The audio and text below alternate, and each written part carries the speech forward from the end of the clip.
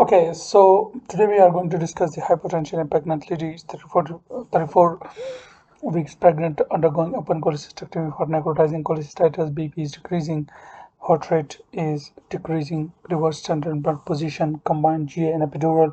The operation is taking longer duration than expected. Do you think surgery is necessary in this patient? Give factor for and against doing surgery. So benefits are that she has necrotizing cholecystitis, so this can lead into sepsis and can cause the hypertension and septic shock. So also can induce preterm labor. So the risks or the adverse effects or the disadvantages of doing surgeries preterm labor because of the anesthetic agents. Anesthetic agent can cause intrauterine fetal death due to hypotension from blood loss or due to sepsis and DVT from longer duration.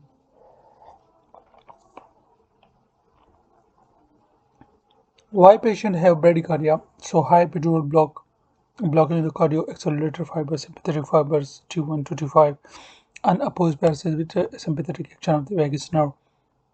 Who to involve in care? Neonatologist in case of preterm labor, obstetrician, ITU registrar, anesthetist, surgeon, and microbiologist. Where to manage this case post-operative? So you have to manage this case in obstetric HDO. Why blood pressure is decreasing? Compression of IVC by the gravid uterus, which will decrease the venous return, which will decrease preload, and thus preload there will be end-diastolic volume and decreasing the cardio output. Reverse Trendelenburg position. So okay, so this is Trendelenburg position. This is the Trendelenburg position for a patient. So this position is okay, but the reverse Trendelenburg, this is Trendelenburg position, and the reverse Trendelenburg position reverse will be like this when we do it for laparoscopic cholecystectomy. Patient is up, foot down. So this will also decrease because there will be gravity effect. So there will be pulling of blood in periphery, and sepsis from necrotizing cholecystitis and epidural anesthesia causing sympathetic blockage. So all these can lead to a low blood pressure. Okay, so is there any simple measure by which you can increase the blood pressure? So okay, so repositioning to left lateral position. You can reposition the patient to left lateral position, which will pull the gravid uterus to the left side away from the IVC, and so raise patient. Also, you can raise patient legs. So this will increase vascular venous return, increase the venous return, and this will also lead to end-diastolic volume and cardiac output and increased BP. So what do you know about the preload and afterload? The next question is, what do you know about the preload and afterload?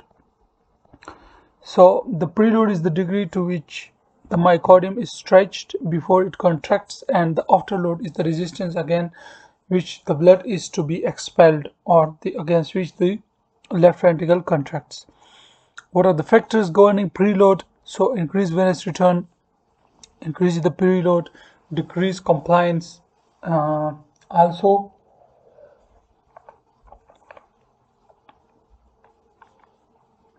decrease compliance of the heart chambers will decrease the preload because blood volume will be less than, but increased compliance will increase the preload.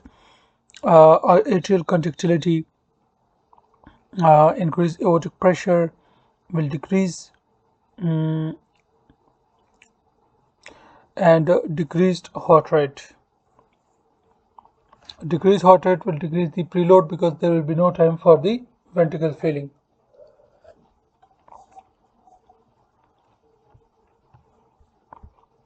So what will be the body response to decrease blood pressure? So body response to decreased blood pressure. So the autonomic response is due to decreased venous return preload, which causes a drop in the cardiac output and arterial pressure by Frank Starling mechanism. So if there is decreased blood pressure, so the first and the most quickest response is by baroreceptors. So the main concept in baroreceptor is that if there is low stretch on the so baroreceptors are the receptors in the aortic sinus and so carotid sinus and aortic arch. So what they does that if there is decreased blood pressure, there is less stretch on these vessel wall, so they will decrease firing. They will decrease fire. So ultimately they will decrease fire and the sympathetic. So they actually fires parasympathetic. So automatically the sympathetic stimulation or signal will increase, and it will lead to increased heart rate and peripheral vascular resistance. Okay, so hormones catecholamines released from the adrenal medulla also leads to increased peripheral vascular resistance and venous return and diastolic volume and cardiac output. Mineralocorticoids, the adrenal cortex release hormone to stimulate salt and water retention. Okay, so salt and water retention and ADH secretion. So all these in decreased BP, all these are in action. So decreased BP, baroreceptor, and RAS system, renal angiotensin aldosterone. This is long-term management, and ADH and catecholamines as well. What is the physiological response to standing up? How venous return differs in standing versus supine position? So this is a tricky question.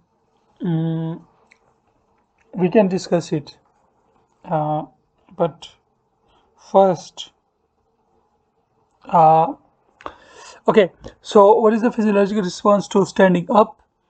How venous return differs in standing versus supine position. So standing up leads to pooling of blood in the peripheries and hence it decreases venous return to the heart. By stalling law, this results in a temporary reduction in cardiac output. Yes, definitely. If there is reduced venous return from the peripheries, there will be decreased cardiac output. So what happens that BP is dependent on systemic vascular resistance and cardiac output. This leads to a reduction in BP. This fall in BP is sensed by the baroreceptors in the aortic arch and carotid sinus, leading to reflex constriction of the arterioles and capillary. How? Because they will decrease firing of the parasympathetic signals. This increases systemic vascular resistance, result in normalization of the blood pressure. Sympathetic stimulation caused by the fall in cardiac output also result in a reflex tachycardia of the heart. In addition, the increase in sympathetic drive causes an increase in contractility. So this will be the response to sudden standing up, which will restore the decreased BP. Okay, so I will share a chart on the channel, in the WhatsApp channel. The full there is a full table on this I have made, that how and what parameters are changed in standing up and in exercise. So what are baroreceptors? So these are mechanoreceptors located in the carotid sinus and in the aortic arch. Remember that carotid sinus, okay, their function, wait. So carotid sinus mechanoreceptors are supplied by the glossopharyngeal hearing nerve, and the aortic arch baroreceptors, these are supplied by the 10 vagus nerve. Okay, So the mechanisms are located in the carotid sinus and aortic cords. Their function is their function is Their function is to sense pressure changes by responding to change in the tension of the arterial wall, supplied by the sinus nerve of hearing, which is the branch of a cranial nerve 9, glosopharyngeal nerve.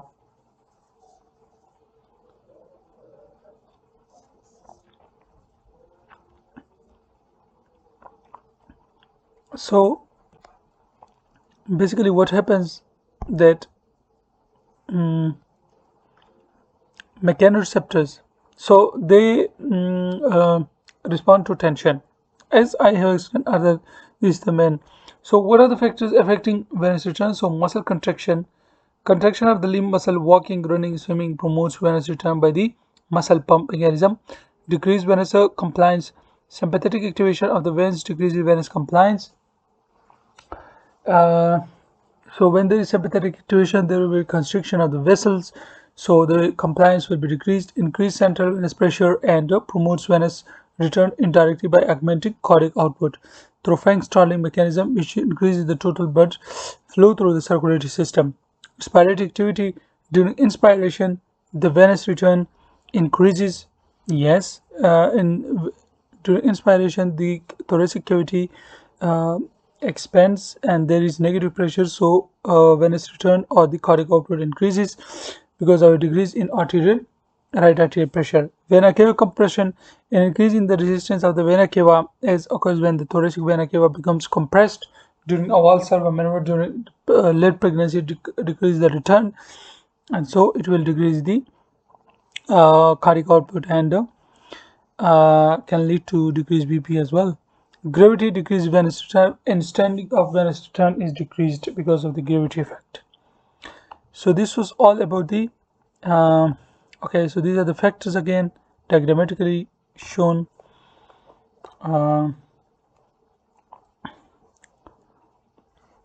So all of these phenomena leads to venous return either decrease or increase, so it will affect the end diastolic volume and the stroke volume and the cardiac output and then BP.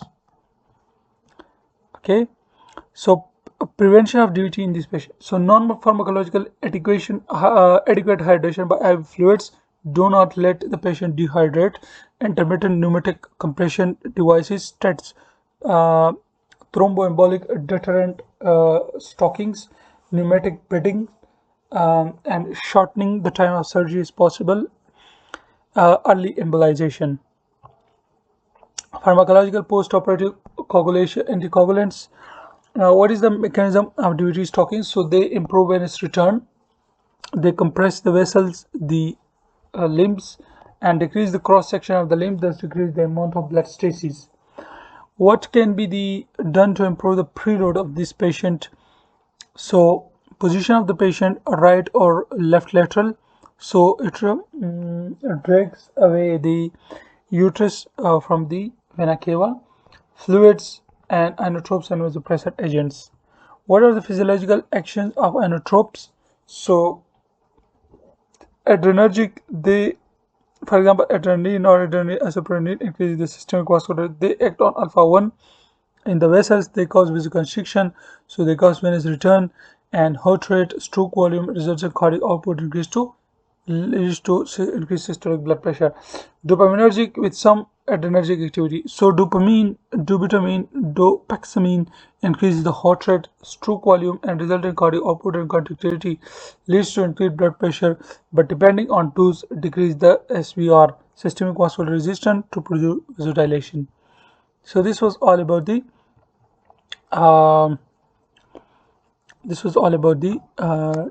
decreased blood pressure in pregnancy.